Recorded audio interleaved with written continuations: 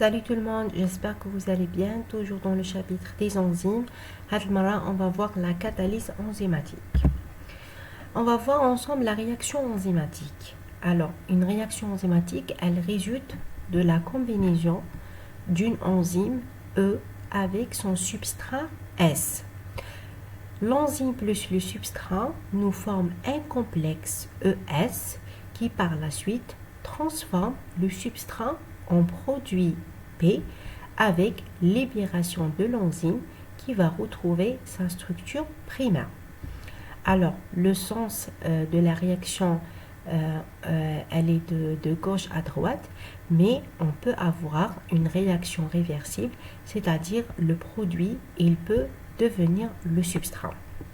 Alors, quelques définitions. Le substrat, c'est quoi? C'est une molécule qui entre dans une réaction pour être transformée grâce à l'action catalytique d'une enzyme. Par contre, le produit, c'est une molécule qui apparaît au cours d'une réaction catalysée par une enzyme. Le cofacteur, je finis la vidéo précédente, on a vu que c'est des atomes ou molécules qui interviennent dans la réaction, mais ne sont pas transformés définitivement à la fin. Ils interviennent pour transporter le substrat, recevoir le produit ou comme participant à la structure de l'enzyme. Maintenant, on va voir la catalyse enzymatique. Alors, c'est quoi la catalyse? C'est un processus pour augmenter la vitesse d'obtention de l'équilibre réactionnel. Parce que dans une réaction, il y a un équilibre à obtenir. Alors, la catalyse permet d'augmenter la vitesse pour obtenir cet équilibre. Alors, le principe, on va parler sur la différence d'énergie libre, ce qu'on appelle la delta G. Donc, delta G, c'est une différence d'énergie entre les réactifs et les produits qui explique un équilibre, mais pas la vitesse à laquelle cet équilibre est atteint. Je m'explique par ce schéma qui est un diagramme d'état de transition. Donc, une réaction chimique. Donc, c'est un diagramme qui représente une réaction chimique, c'est-à-dire en absence d'enzyme. Alors, les réactifs se transforment en produits, bien sûr, en passant par un état de transition. L'état de transition, ce qu'on appelle la différence d'énergie libre d'activation. L'énergie, elle est plus élevée que les substrats et le produit. Par contre, une réaction en présence des enzymes, c'est-à-dire en présence des biocatalyseurs, ils vont abaisser la barrière énergétique en facilitant la formation de l'état de transition. Maintenant, la première courbe qu'on a vue tout à l'heure, la bleue c'est une réaction chimique en absence d'enzyme, mais en présence d'enzyme, la delta G elle va diminuer, donc ce qui facilite l'état de transition. Donc on peut dire que l'enzyme il crée une nouvelle voie de réaction dont la delta G est plus faible que celle de la voie empruntée en absence d'enzyme. Donc, les enzymes sont des biocatalyseurs permettant d'augmenter la vitesse d'une réaction en abaissant la barrière d'activation de la réaction. Je vais expliquer cette barrière par ces deux images. Alors, la barrière d'activation de la réaction, comme si on a des boules qui sont dans le compartiment A, ils doivent passer dans le compartiment B. Donc, on a besoin beaucoup d'énergie. Mais par contre, en présence d'enzymes, la barrière elle va diminuer. Donc, on va fournir un peu d'énergie pour les avoir dans le compartiment B.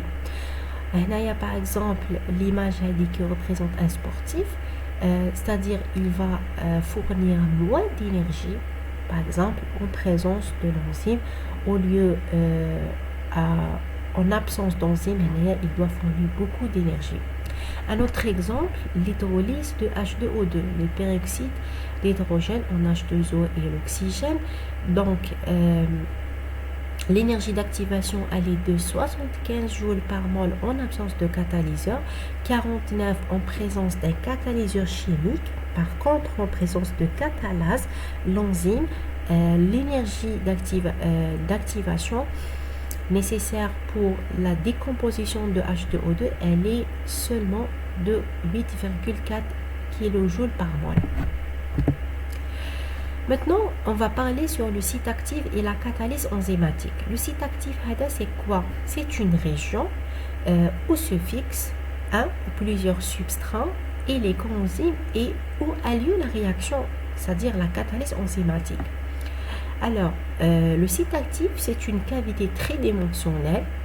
Elle constitue des acides aminés qui sont éloignés les uns des autres dans une structure active de l'enzyme. C'est-à-dire l'enzyme, il a une structure tertiaire quaternaire, mais le site actif, il a une cavité tridimensionnelle. Il y a deux parties. Le site actif, il y a un site de fixation, ce qu'on appelle un site de reconnaissance du substrat, où il y a des acides aminés auxiliaires. Auxiliaires, ils permettent l'orientation du substrat et de la flexibilité de la structure. Deuxième site, c'est le site catalytique.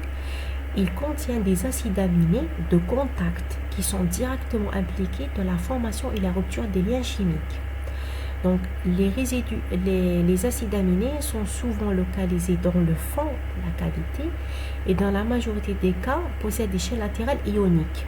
Par exemple, l'histidine, lysine, cystéine, sérine, aspartate, glutamate. Mais on peut avoir un troisième type d'acide aminé, ce sont les acides aminés contributaires, où je m'attends impliqués dans le maintien de la conformation particulière du site actif. Donc, je rappelle, on a les acides aminés auxiliaires pour orienter le substrat, les acides aminés de contact qui l'impliquent directement dans la réaction enzymatique, et les acides aminés contributaires pour maintenir la conformation tridimensionnelle du site actif. Maintenant, sa localisation, le site actif il occupe vraiment un volume très réduit du volume total de l'enzyme. Les autres acides aminés ont d'autres rôles, par exemple la structure de l'enzyme, la régulation et l'interaction avec d'autres protéines. Dans la plupart des enzymes, le site actif il se trouve sous forme d'une fente ou poche au niveau d'une zone hydrophobe de la protéine. Néanmoins, on peut retrouver des acides aminés polaires nécessaires à la catalyse. Et on peut retrouver des sites actifs de certaines enzymes multimériques. Les enzymes qui ont plusieurs sous-unités, elles peuvent se retrouver à l'interface des sous-unités. Maintenant, la nature des liaisons enzymes-substrat. La liaison, elle est souvent polaire. Bien sûr, elle fait intervenir des chaînes latérales des acides aminés polaires. Donc, elles sont non covalentes. C'est des liaisons électrostatiques, les liaisons hydrogènes et les forces de Van der Waals et les liaisons hydrophobes. Malgré ça, on peut retrouver des liaisons covalentes mais sont transitoires qui peuvent se former au cours de la catalyse. On va parler sur la spécificité de la liaison. Alors, la spécificité de l'enzyme pour son substrat, c'est une caractéristique de la catalyse enzymatique. Elle dépend de la disposition très précisément définie des atomes du site actif. Alors, vous avez l'enzyme qui possède un site actif, une structure très particulière avec la structure de substrat. Donc, on a une notion de spécificité. Maintenant, on doit avoir une complémentarité géométrique et électronique avec un ajustement induit. Donc, maintenant, le substrat, donc la structure du substrat doit être complémentaire avec la structure de site actif de l'enzyme. Alors, le chercheur Fischer, en 1890, il propose le modèle clé et de la serrure. Alors, le substrat, c'est la clé. ou l'enzyme, donc le site actif de l'enzyme, c'est la serrure, c'est-à-dire le substrat, il est complémentaire au site actif de l'enzyme. Par contre, on sait que l'enzyme, elle n'est pas rigide, elle est flexible. Du coup, Kochland, en 1958, il propose le modèle de l'ajustement induit. Maintenant, comme la main et le gant, le substrat et l'enzyme adaptent mutuellement leurs formes respectives qui ne sont complémentaires qu'en sein du complexe. Maintenant, vous voyez bien, la structure de substrat ou la structure de site actif qui est vraiment différente de la structure de substrat. Du coup, une fois le substrat il approche de site actif, ils vont adapter une structure complémentaire. Le site actif il a un rôle catalytique, donc il y a un alignement dans une orientation optimale entre les substrats et les groupements fonctionnels des acides aminés, des cofacteurs et des groupes prosthétiques responsables de catalyser leur transformation chimique en produit. On peut considérer une réaction enzymatique comme une réaction de réarrangement intramoléculaire. Maintenant, on passe au mécanisme catalytique. On va parler sur la catalyse acide-base. Les groupements fonctionnels ionisables des chaînes latérales ou des groupements prosthétiques contribuent à la catalyse en jouant le rôle d'acide ou de base. Donc, si on parle de la catalyse acide générale, maintenant, le site actif, les acides aminés de site actif de l'enzyme vont transférer un proton, c'est-à-dire ils vont perdre un H+. Par contre, la catalyse basique générale, il y a une abstraction d'un proton, c'est-à-dire un acide aminé basique du site actif de l'enzyme, il va fixer un proton. Par contre, la catalyse acide, un acide aminé acide du site actif de l'enzyme, il va perdre un proton. Mais certaines réactions utilisent les deux en même temps, ce qu'on appelle les réactions acide-base générale concertées. Je donne un exemple. L'aéranase, c'est une enzyme digestive qui hydrolyse l'aérène. Donc, le site actif a deux acides aminés parmi deux histidines. C'est l'histidine 12 et l'histidine 119 du site actif. Ils agissent de façon concertée. Maintenant, l'un il se comporte comme acide et l'autre comme une base. L'un il fixe un H+, l'autre il perd un H+. Ce qu'on appelle le mécanisme acide-base. Il y a aussi la catalyse covalente. Maintenant, durant la catalyse, il y a formation transitoirement, c'est-à-dire d'une liaison covalente entre l'enzyme et le substrat. Je donne un exemple, les transférases. On a un troisième type, la catalyse métallodépendante, c'est-à-dire des enzymes qui nécessitent un ion. Par exemple, on a deux types, les métalloenzymes qui possèdent des ions métalliques fortement liés, par exemple le fer, ferrique, cuivre, zinc, etc. Et les enzymes activées par des ions qui sont faiblement liés en solution, par exemple le sodium, potassium, magnésium ou calcium. Donc, remarque, certains ions métalliques participent aux réactions par masquage des charges comme le magnésium. Alors, à la base, le magnésium il est nécessaire pour le fonctionnement des kinases, c'est-à-dire qu'on a déjà. Donc, le magnésium, qu'est-ce qu'il fait? Il va masquer les charges négatives dans le phosphate. Parce que en absence de magnésium, les charges auront tendance à repousser les paires d'électrons des groupes nucléophiles. On passe maintenant aux facteurs influençant la catalyse enzymatique. Les facteurs physico-chimiques, on a premièrement la température qui a deux effets sur la réaction enzymatique. Elle accélère les réactions en fournissant l'énergie nécessaire au franchissement de la barrière due à l'énergie d'activation. Et aussi, elle peut entraîner la dénaturation de la protéine, donc son désactivation, c'est-à-dire la température, une fois elle augmente elle augmente beaucoup, il y a une dénaturation de la structure secondaire et tertiaire. Voici un schéma qui nous représente l'activité de l'enzyme en fonction de la température. Chez les humains, plus la température augmente, plus l'activité enzymatique elle augmente jusqu'à obtenir une activité enzymatique maximale à 37 degrés, c'est la température optimale.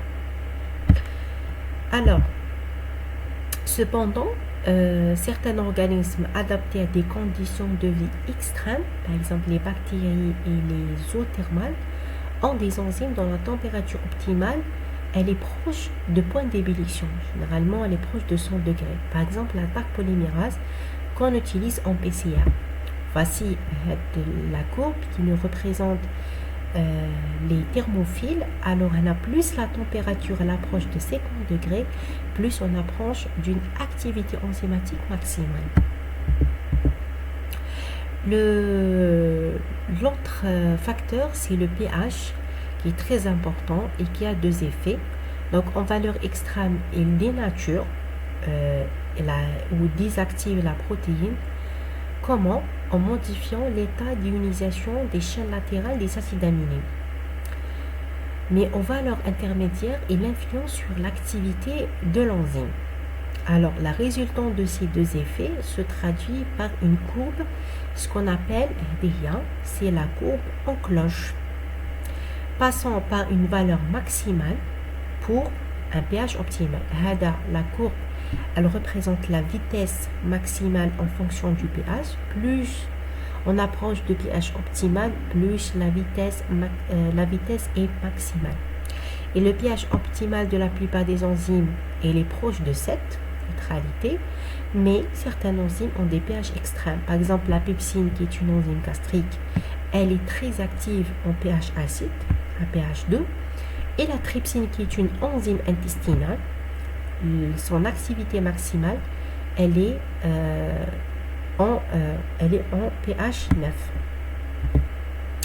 En résumé, les enzymes sont des protéines très fragiles, spécialisées, capables de catalyser des réactions chimiques dans des conditions compatibles avec la vie. À la température, la pression, la concentration, donc on dit sont des biocatalyseurs. Elles sont douées d'une spécificité d'action et de substrat et un pouvoir catalytique qui est soumis à une régulation.